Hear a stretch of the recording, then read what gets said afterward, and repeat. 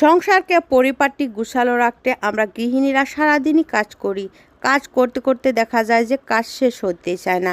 আজকে খুবই গুরুত্বপূর্ণ 5টি কিচেন টিপস নিয়ে হাজির হয়েছি, যেগুলো জানা থাকলে আপনার সংসার পরিষ্কার পরিচ্ছন্ন পরিপাটি থাকবে আর নিজের জন্য কিছুটা সময়ও বের করতে পারবেন। আজকের টিপসগুলো অনেক গুরুত্বপূর্ণ, কেউ মিস করবেন না, পুরো ভিডিওটা দেখবেন তবে বুঝতে পারবেন। চলুন শুরু। Hello everyone, welcome back to another brand new video. কেমন আছেন সবাই? আশা করছি সবাই ভালো আছেন। আজকের টিপস নাম্বার 1 হচ্ছে লেবু নিয়ে। ভিটামিন সির প্রধান উৎস হিসাবে লেবু আমরা খেয়েই থাকি। প্রচুর গরম পড়েছে, এই গরমে লেবু খেতেই হয়। লেবু আমাদের শরীরের জন্য খুবই উপকারী। তাই এই লেবুটা কিভাবে অনেক দিন পর্যন্ত টাটকা রাখা যায়, ভালো রাখা যায়, সেই টিপসটি শেয়ার করছি। একটি কাচের জারের মধ্যে কিছুটা নর্মাল পানি নিয়ে নিচ্ছি। এই পানির মধ্যে লেবুগুলো আমি ডুবিয়ে নর্মাল ফ্রিজে রেখে দিব। এভাবে পানির মধ্যে ডুবিয়ে এই জারটা আমি নর্মাল ফ্রিজে রেখে দিব। 1 মাস পর্যন্ত এই লেবুগুলো ভালো থাকবে, লেবুর রস শুকাবে না, টাটকা থাকবে, ফ্লেভারও একদম ফ্রেশ থাকবে।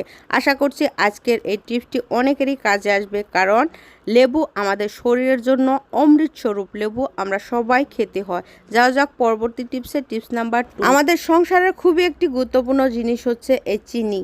এই চিনি কখনো কখনো দেখা যায় যে আঠালো হয়ে যায়, পানি হয়ে যায়। বর্ষাকাল চলে এসেছে, বিশেষ করে বর্ষাকালে এরকম হয়। চিনি কিন্তু ঝরঝরে থাকলে ভালো লাগে, চিনিটা যখন আঠালো হয়ে যায় তখন কিন্তু একদমই ভালো লাগে না। সেই চিনি দিয়ে কিছু রান্না করতে গেলেও একদমই ভালো লাগে না। তো কি করতে পারেন, টিস্যু পেপারের মধ্যে কিছুটা চাল নিয়ে নিতে পারেন। যে কোনো চাল হতে পারে, সেটা ভাতের চাল হতে পারে, অন্য চাল হতে পারে। কয়েকটি চাল টিস্যু পেপারের মধ্যে এভাবে চিনির মধ্যে রেখে দিবেন। চিনির মধ্যে বর্ষাকালে যে ময়সরটা হবে, সেই ময়সরটা এই চালে চুষে নিবে। এতে করে আপনার চিনি আর আঠালো হবে না, পানি হবে না, চিনি একদম ফ্রেশ থাকবে, ঝরঝরে থাকবে। আশা করছি এইটিটাও অনেক গৃহিণীরই কাজে আসবে, কারণ অনেকেই এই প্রবলেমে ভুগে থাকে। তো যাওয়া যাক পরবর্তী টিপস নাম্বার 3। এই হচ্ছে আঙ্গুর। আঙ্গুর তো আমরা সবাই খেয়েই থাকি। আঙ্গুর বাচ্চাদের জন্য অনেক হেলদি, আমরা সবাই খেয়ে থাকি। এই আঙ্গুরের সমস্যা হচ্ছে তাড়াতাড়ি পচে যায়। যত ভালো করে রাখি না কেন, তাড়াতাড়ি দেখা যায় যে অনেকগুলো করে ডেইলি পচে যায়। তো কিভাবে, যখন কোনো ট্যুরে যাবেন, যখন কোনো ট্রিপে যাবেন, তখনও আঙ্গুর সাথে করে নিয়ে যেতে পারবেন। আঙ্গুর ভালো থাকবে, পচবে না, টাটকা থাকবে। একটি জার নিয়ে নিচ্ছি, প্লাস্টিকের জার। সেটার ভিতরে দিয়ে দিচ্ছি হচ্ছে টিস্যু পেপার দিয়ে এভাবে আঙ্গুর আমি ভিতরে ঢুকিয়ে আরেকটি টিস্যু পেপার উপরে দিয়ে দিচ্ছি, দেখতেই পাচ্ছেন। তারপর ঢাকনাটা লাগিয়ে রেখে দিব। অবশ্যই পচা আঙ্গুরগুলো ফেলে দিতে হবে। পচা আঙ্গুর থাকলে কিন্তু ভালোগুলো পচে যায়, এটা আমরা সবাই জানি। এভাবে আঙ্গুর নর্মাল ফ্রিজে রেখে দিলেও আপনার অনেক দিন পর্যন্ত ভালো থাকবে। আর যদি কোনো ট্রিপে যান, কোনো ট্যুরে যান, সেখানেও আপনি সুন্দরভাবে ক্যারি করতে পারবেন। আঙ্গুর অনেক দিন পর্যন্ত আপনি খেতে পারবেন। আশা করছি এই টিপসটাও কাজে আসবে। তো যাওয়া যাক পরবর্তী টিপসে। এ হচ্ছে মুগ ডাল। মুগ ডালের সমস্যা হচ্ছে কিছুদিন রাখার পর দলা বেঁধে যায়, পোকা হয়ে যায়। সেই পোকা হবে না, দলা বাঁধবে না। আজকে গুরুত্বপূর্ণ একটি টিপ শেয়ার করছি। আজকের পর আপনার ডাল কখনো নষ্ট হবে না, পোকা ধরবে না। আমি সব সময় ডাল ভালো করে স্টোর করে রাখি। এই ডালগুলো আমার হাজব্যান্ড এনে রেখে দিচ্ছিল প্লাস্টিকের মধ্যে, সেখানে আমার নজর পড়েছিল না, সেই জন্য ডালগুলো নষ্ট হওয়ার দিকে চলে গেছে, অল্প পোকা ধরেছে। তাই আমি আজকে এগুলো ভালো করে যত্ন করে রেখে দিব। ডালগুলো রোদ্রতে শুকিয়ে নিচ্ছি। রোদ্রতে শুকিয়ে কয়েকটি তেজপাতা রেখে দেবো। ডালের মধ্যে তেজপাতা রেখে দিলে তেজপাতার যে একটি ঝাঁঝালো গন্ধ আছে, সেই ঝাঁঝালো গন্ধর জন্য ডালের মধ্যে আর পোকামাকড় আসবে না, ডালগুলো ফ্রেশ থাকবে, ভালো থাকবে। তো যাও যাক পরবর্তী টিপসে। এ হচ্ছে আচারের জার। আচারের জারগুলো তো কাচের থাকে, সেই কাচের জারগুলো কিন্তু আমাদের সংসারে অনেক একটি দামি জিনিস। এগুলো যদি আমরা বাজার থেকে কিনতে যাই, অনেকগুলো টাকা খরচ করতে হয়। তো এই কাচের জারগুলো আমরা ধুয়ে পরিষ্কার করে এগুলো রান্নাঘরে আমরা ব্যবহার করে থাকি। তো দেখা যায় যে ধুয়ে পরিষ্কার করার পরও একটি আচারের স্মেল থেকে যায়। সেই স্মেলটা অন্য খাবারের সাথে মিক্স হয়ে খাবারের টেস্টটাই নষ্ট হয়ে যায়। তো সেখান থেকে পরিত্রাণ পাওয়ার উপায় হচ্ছে ঘেঁষলার কাঠি জ্বালিয়ে সেই জারের ভিতরে রেখে দিবেন। জারের ভিতরে কাঠিটা দিয়ে তারপর ঢাকনা দিয়ে আধ ঘন্টা রেখে দিবেন। এতে করে ধেঁসলার কাঠির থেকে ধোঁয়া বের হবে আপনার জারটা ধোঁয়ায় ভরে যাবে, এতে করে স্মেলটা নষ্ট হয়ে যাবে।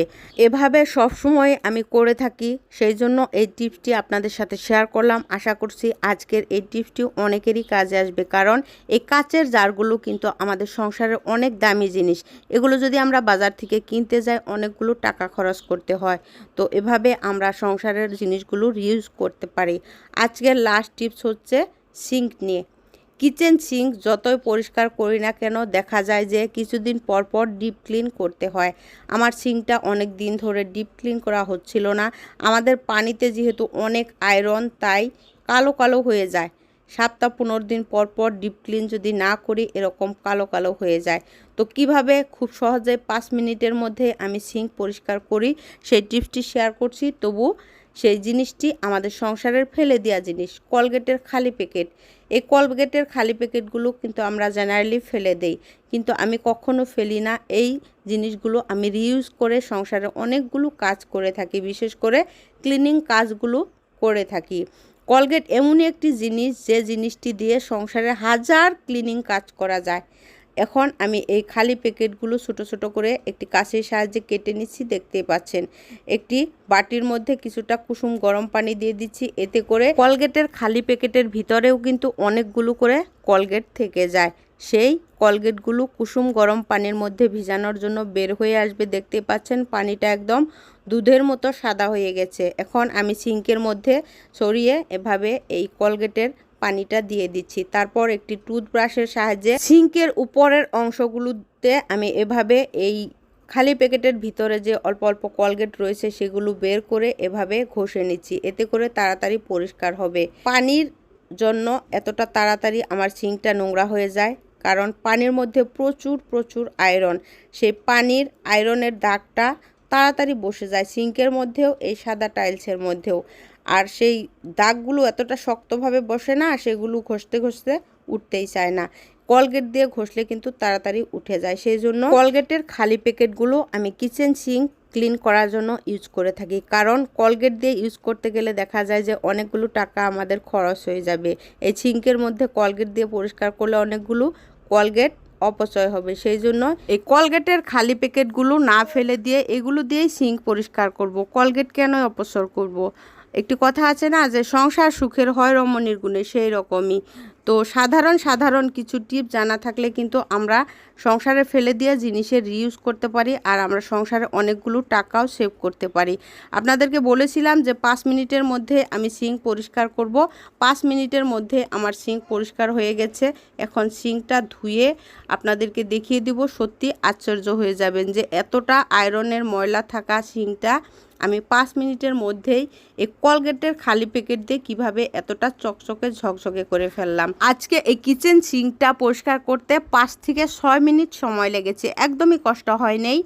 একদম সহজভাবে আমি সিঙ্কটা পরিষ্কার করে ফেলছি, তবু এতটা চকচকে হয়েছে, মনে হচ্ছে একদমই নতুন সিঙ্ক।